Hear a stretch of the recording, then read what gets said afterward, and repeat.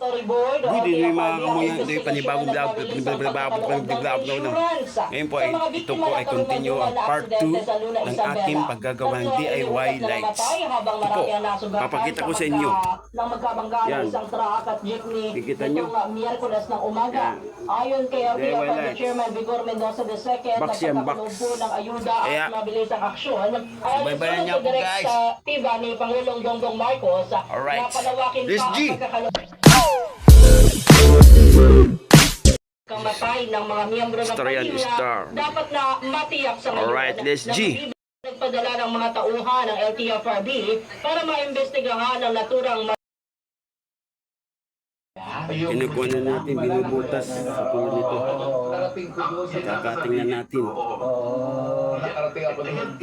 Kapag meron mga tourist na pumunta sa Ilocos, pumunta sila doon sa Paway Dunes. Oo, doon. Si Asa Bigayang lalagyan ng Alright. Sayaw.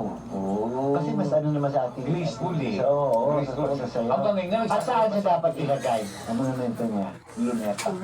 Ayun naman. kahanay nila Fernando Ako. Jr., kahanay nila Dolphy. Kasi Meron mo dun sa luneta? Oo! Ah, talaga? Saan Oo, doon? si Dolphy malapit sa malapit sa US Embassy. Ay, si Fernando Po Jr. Ah, talaga? Hindi ko alam. Oo, ang kay Dolphy, hindi ko na alam kung saan naroon nagdidya, pero parang nasa luneta. Sa ngalan ng Radyo Balinsataw, aming taus-pusong pasasalamat sa 28 KBP Golden Dove Awards Ceremony para po sa parangal na inyong ipinataw, Best Drama. Ang pinagbilin ko sa'yo, huwag mong kalilimutan na eh. Huwag kang iiyak. Kapag ako'y nakalagay na sa kwadradong kahon, ang isipin mo mawawala lamang ako sa iyong paningin. Ngunit malagi akong kasama mo. Isa pa huwag ka nang mag-abalang buhay. Kapag nalaman mong patay na ako, huwag ka na lang uuwi. Ang intindihin mo ang iyong pag-aaralin Oo, naku, huwag kang iiyak. Naku, hindi umiiyak ang tunay na lalaki. Sige po, alis na po. Alis na Palain po. ka ng Diyos, po. Sige po. Umiyak. Alam. Solo.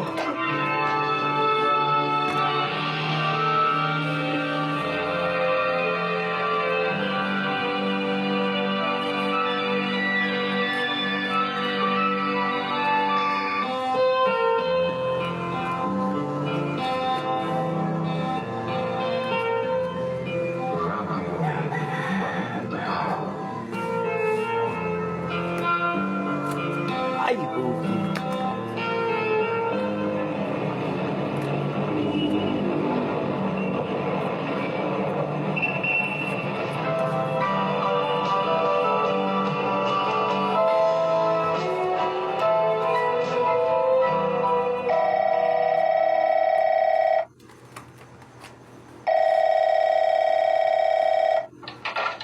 Hello?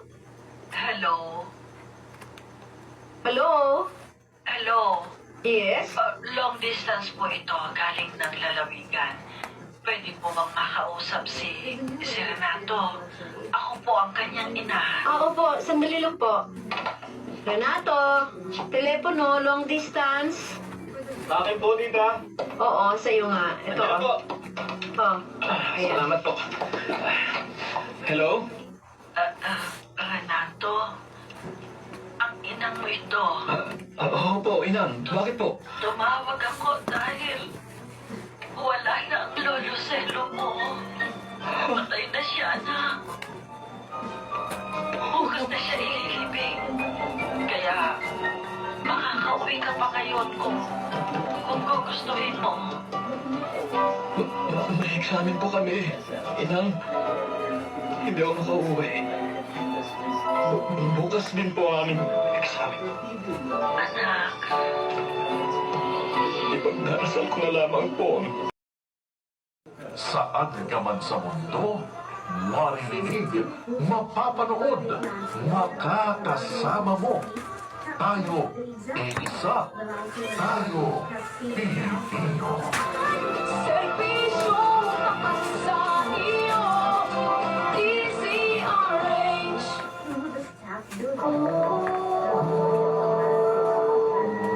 Kauna-unahan, Manila Broadcasting Company. DZRH, a proud member of NBC Media Group.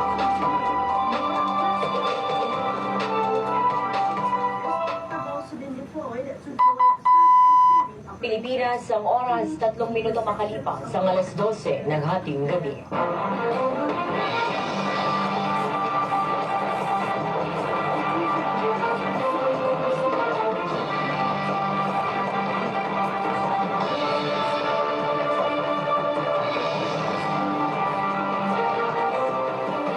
Magandang gabi, Pilipinas. Narito na ang may init na balita sa oras na ito. Ipinag-utos ng Land Transportation Franchising and Regulatory Board o LTFRB ang investigasyon at mabilisang pagkakaloob ng insurance sa mga biktima ng karumal-dumal na aksidente sa Luna, Isabela. Tatlong ang iniulat na namatay habang marami ang sugatan nang magkabanggaan ng isang truck at jeepney noong Miyerkules ng umaga. Ayon kay LTFRB of Loss at Blotter Report, ang company Ang dahil hindi kasama ang isa pang lisensyadong baril ni Ang matapos itong mawala noong Oktubre noong nakaraang taon. Kinumpirma ng PNP-FEO ang pagtanggap sa mga armas at iginiit ang kanilang pagtutok sa pagpapatupad ng batas sa mga baril sa bansa. Nasa 40 matataas na opisyal ng Bureau of Fire Protection o BFP ang inaasang sasampahan ng kaso kaugnay ng umunay fire extinguisher kickback scheme na matagal nang iniimbestigahan ng Department of Interior and Local Government o DILG. Ayon kay Interior and Local Government Secretary John Vicremulia, halos tapos na ang case build-up ng binuong Special Task Force laban sa mga opisyal na sangkot, kabilang na ang ilang retirado sa serbisyo. Lumabas sa investigasyon na maituturing ng isang organized crime syndicate ang operasyon matapos matuklasan sa loob ng mahigit 25 taon ay 2 supplier lamang ang paulit-ulit na nakakakuha ng kontrata sa pagbili ng fire extinguisher ng ahensya. Nauna nang isinailalim ng DILG sa masusing investigasyon ang humigit kumulang 10,000 fire safety inspectors ng BFP upang matukoy kung paano isinagawa ang umano'y kickback scheme at kung sino-sino ang may pananagutan. Posibleng maisampa na sa susunod na linggo ang mga kaukulang kaso laban sa nasa 40 opisyal ng BFP na nadawit sa anomalya. At yan ang mainit na balita sa oras na ito. Manatiling nakatutok sa DZRH Radio. I-like at subscribe ang aming Facebook at YouTube page para sa iba pang mga balita.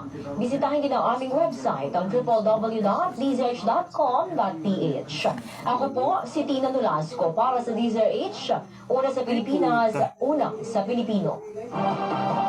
Pilipinas ang oras, 7 minuto makalipas ang alas 12 ng hating gabi.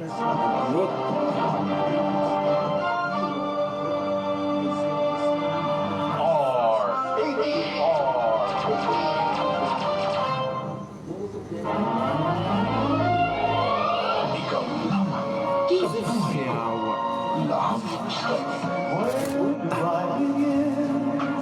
Adi nga, adi! Nga. Kasaysayan ng mga wagas na pag-ibig natin nito'y walang kapantay na kaligayahan.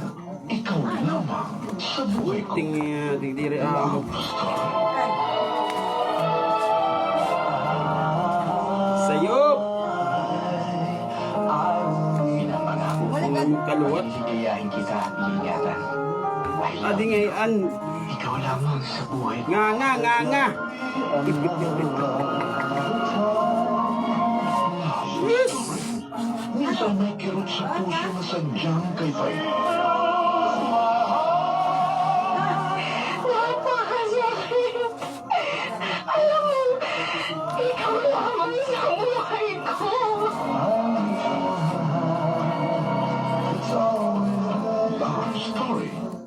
May pag-ibig din naman na maaaring hanggang pangarap na lamang at walang tiyak na hantungan.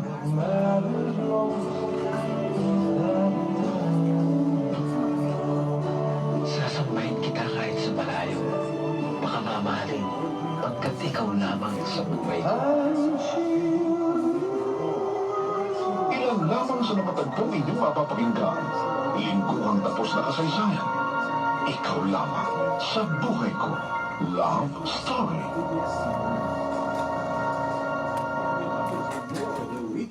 Where do I begin? Tell the story of how great the love. Mga kaibigan, narito na ang uling yugto ng kasaysayan ng buhay pag-ibig ni Rosalie. Nangad naming magdulot ng kaaliwan sa inyong pag-ibig dito sa Ikaw Lamang sa Buhay Ko. Love Story. Where do I start? Pumayag na ang doktor na lumabas ako dito sa ospital. Hindi magaling na ako. Hindi pa po, Itay. Kundi pa papatuloy sa bayang gamutan. Kaya hindi na rin kayo pwede magtrabaho muna. Paano ako mabubuhay? Eh, ako na pong bahala sa inyo. Tay, di ko po kayo pababayaan, promise. Ipinangako ko po kay inay nung nabubuhay pa siya.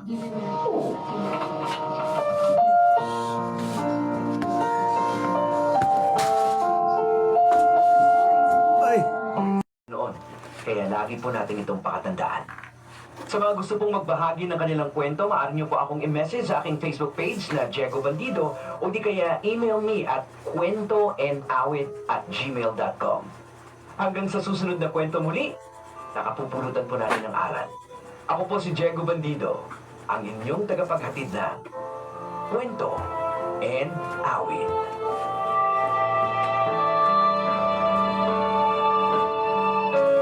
Ang mga nagsiganap sa ating pagtatanghala ay sina Wendy Villacorta, Alex Agkawiri, at Edwin Montilla. Special sound effects, Jerry Butia. Technical supervision, Eric Lucero at Bong Wiar. Musical Director, Buboy Saronga. Ito ay mula sa panulat ni Toti Sandoval. At sa direksyon ni Renato Ito lang po ang aking ginawa.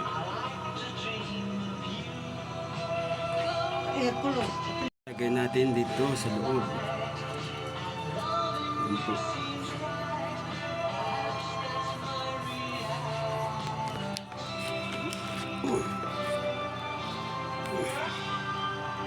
Tapos papatayin natin yung ilaw. Yan po ang sa inyo, guys. Okay ba? Okay ba? Hindi. Right.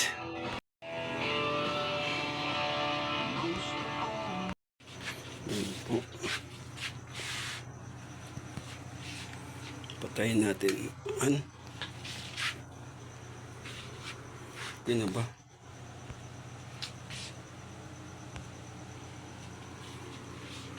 Alright. Okay na. Saan ang switch? Hindi ko mahanap. Luwat. Ito na. Yan. Diba? Right. Po ay bubutasan natin dito, guys, para dito switch, diba? Right. Ito po ay bubutasan natin para ito ay makita yung switch sa loob.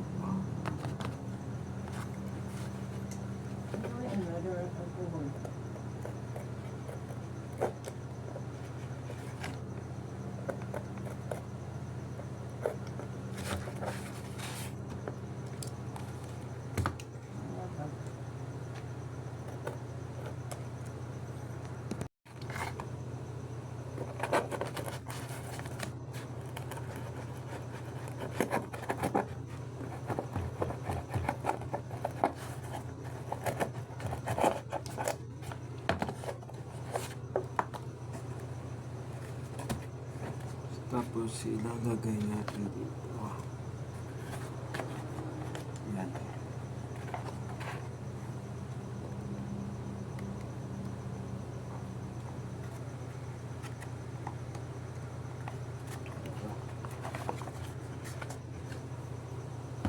Right.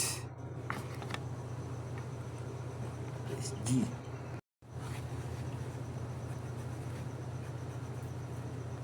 Hindi pa ang bituin. Butasin pa natin ito.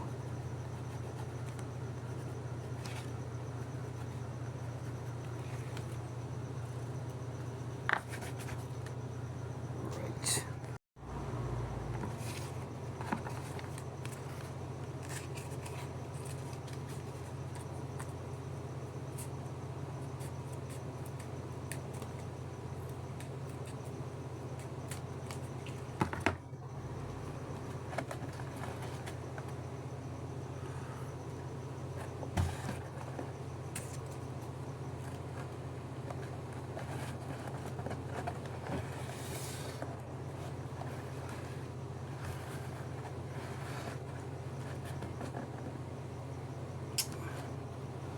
Sobra.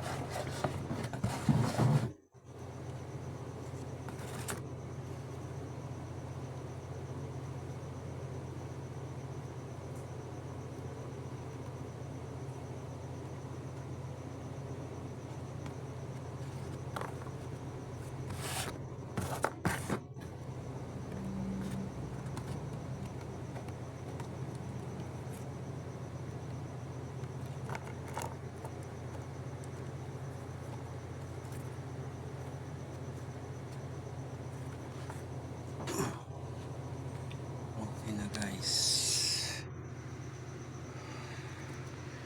Right.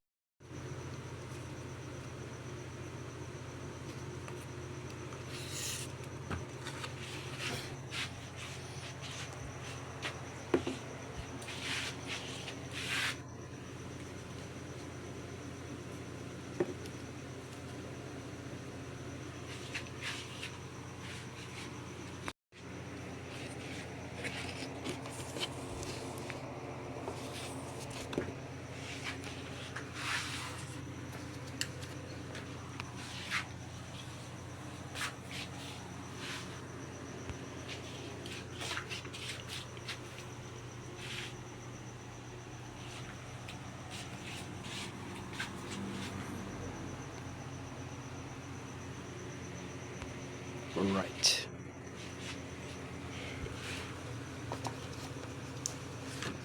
Sus. Yun oh. Tapos na. Alright. Lalagyan na lang natin ito sa loob. Okay.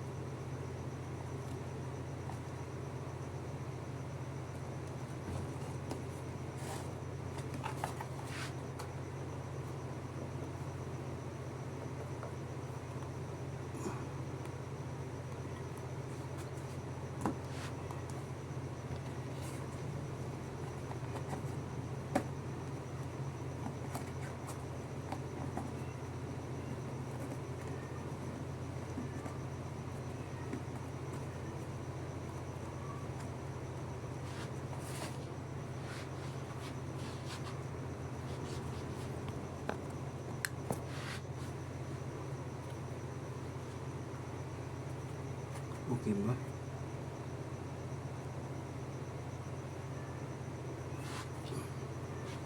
Okay na ba? Wow, okay na. Right. Button switch.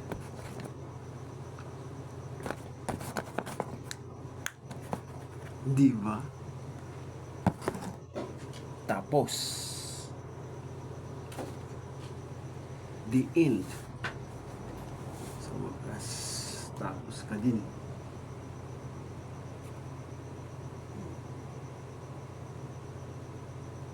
May na ako DIY life. Ano kita? Thumbnail.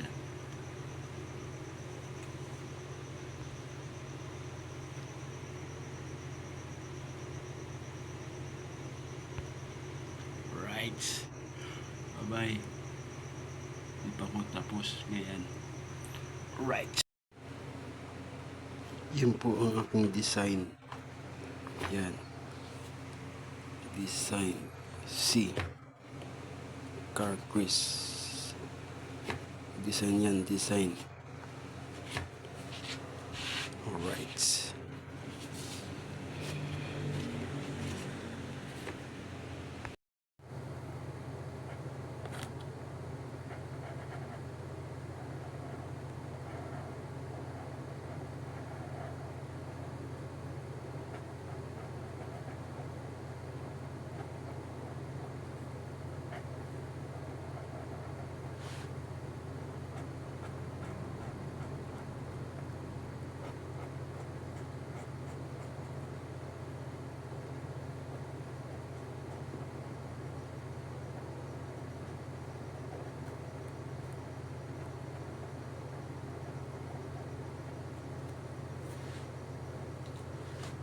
Alright.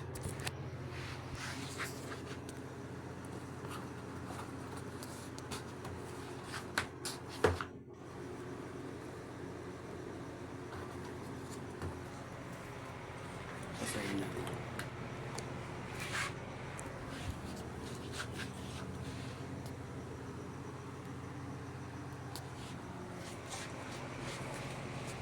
Diba?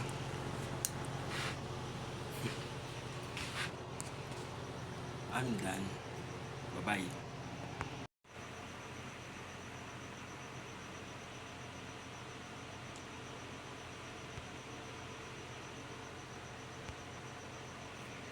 Okay. Bye-bye.